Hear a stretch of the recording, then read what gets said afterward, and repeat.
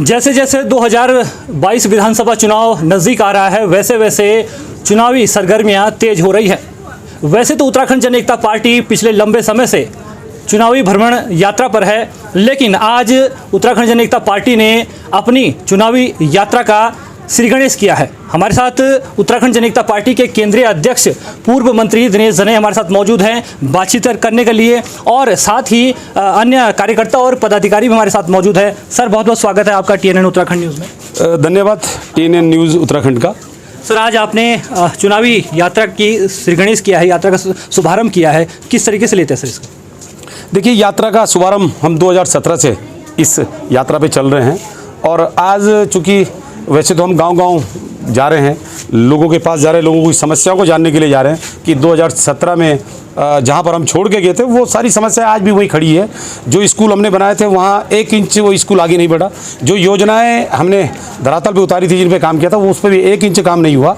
तो ये यात्रा हमारी 2017 से जारी है, लेकिन आज से हम घर घर लोगों को बताने जा रहे हैं कि हम लोग जो हैं उत्तराखंड के लिए और उत्तराखंडियत के लिए लड़ने वाले लोग हैं, और उत्तराखंड की जो भी समस्याएं होगी वो उत्तराखंड में हल होगी।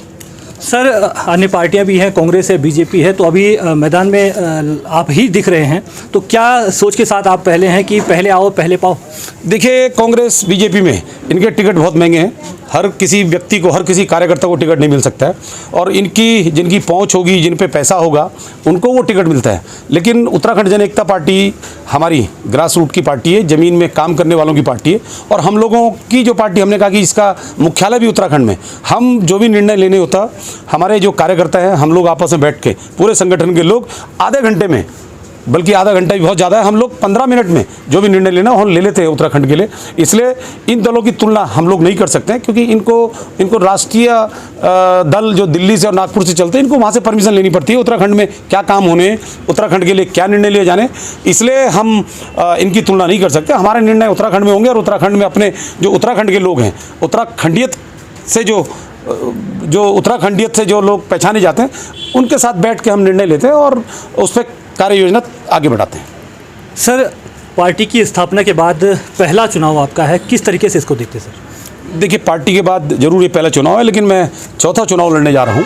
मैं 4 चुनाव लड़ चुका हूँ जनता के साथ और अपने कार्यकर्ताओं की बदौलत, और जो इनकी ताकत है उसके साथ में 4 चुनाव लड़ चुका हूँ। चौथा मेरा चुनाव है, और इस चुनाव को मुझे कोई खास और ऐसी तकलीफ नहीं, क्योंकि आज मेरा जो कारवां है, दल के रूप में हमने एक बहुत बड़ा कारवां खड़ा किया है। ये निश्चित तौर पे अभी टिहरी में है, और 2-4 जगह और ये हमारा कारवां जाएगा। हम जो हमारी सीटें, जहाँ हम जो कम से कम सीटें हमको लड़ानी है, ये वहीं तक जाएगा। लेकिन इतना विश्वास है कि जो 22 के बाद जो विधानसभा चुनाव आएंगे, वो निश्चित तौर पे उत्तराखंड में उत्तराखंड जन एकता पार्टी एक बहुत बड़ी क्षेत्रीय दल के रूप में उभरेगी। और जो हमारा संकल्प है हमारे सब साथियों का, हमारे संगठन का, हम इसको उत्तराखंड पे एक मजबूत संगठन बनाएंगे, और उत्तराखंडियत की लड़ाई हम लोग लड़ेंगे। सर, आप लगातार पिछले लंबे समय से जो है चुनावी भ्रमण पर हैं। आप लगातार जो है गांव गलियारों में जा रहे हैं। बीजेपी की जो है केंद्र में भी सरकार है, राज्य में भी सरकार है। क्या आपको लगता है कि धरातल पर काम हुए हैं? गांव में किस तरह की समस्या आप देखते हैं? देखिए, 2-4 काम अगर जो राष्ट्रीय सरकार के हुए हैं उनको छोड़कर अगर बात करें, तो जो क्षेत्रीय सरकार है उत्तराखंड की सरकार, वहाँ कोई काम नहीं हुए। हाँ, ये जरूर है कि यहाँ पे लोगों को लूटा गया, यहाँ पे लोगों को बर्बाद किया गया, यहाँ लोगों को छला गया है वोट के नाम पे, और मोदी जी का मुखौटा लगाकर यहाँ पे लोगों का रोजगार जो था वो छीना गया है।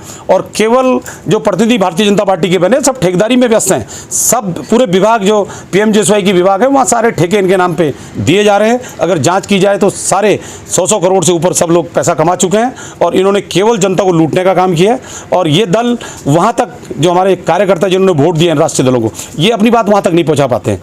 इसीलिए हम कह रहे हैं कि हमारी ताकत है कि जो भी कार्यकर्ता अगर कहीं पे कोई शिकायत नजर आएगी, कोई उसको अगर लगेगा कोई दुख तकलीफ उसकी होगी, तो पहाड़ में बैठकर, टिहरी में बैठकर उन समस्या का समाधान होगा।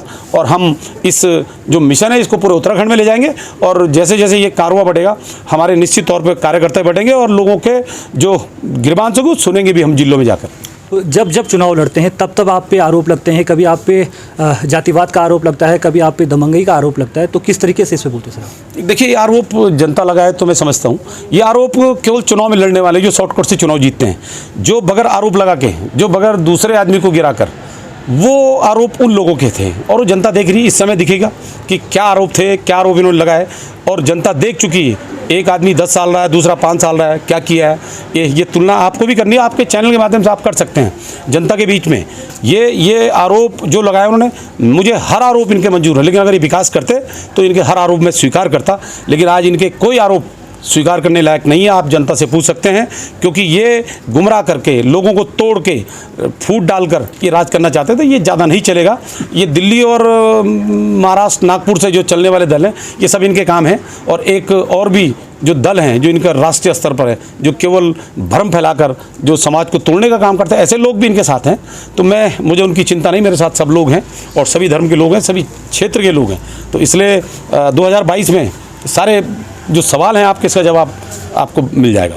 चलिए सर, बहुत बहुत शुभकामनाएं हैं। और जिस तरीके से आपने कहा कि जो आपने वादे किए हैं, जो आप क्षेत्र में जाकर के जनता से जो है बात कर रहे हैं, तो कहीं ना कहीं वो बातें पूरी हों। और हमारे साथ जिला अध्यक्ष उत्तराखंड जन एकता पार्टी के हैं।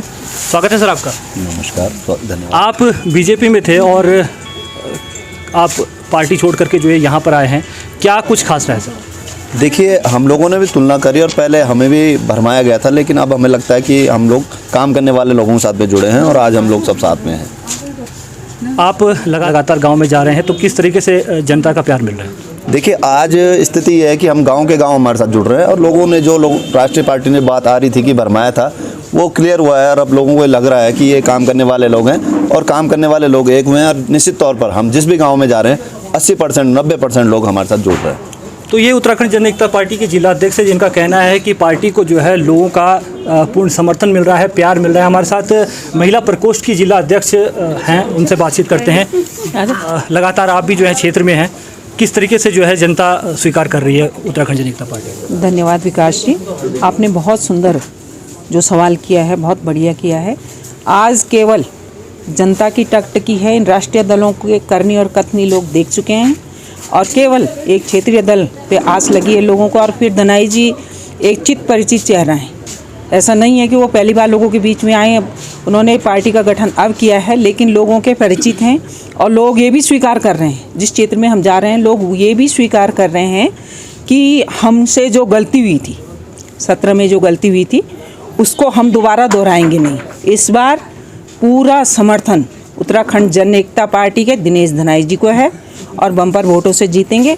और जो इनका मिथक है कि जातिवाद के नाम पे या क्षेत्रवाद के नाम पे, ये मिथक इस बार टूटने वाला है। हमने कहीं ऐसा देखा नहीं है, जब इन लोगों के पास कोई मुद्दे नहीं होते हैं तो जातीय मुद्दा फैला देते हैं। हम स्वयं उसका आप देख रहे हैं परिणाम कि क्यों हम भारतीय जनता पार्टी छोड़ के उत्तराखंड जन एकता पार्टी के साथ जुड़े।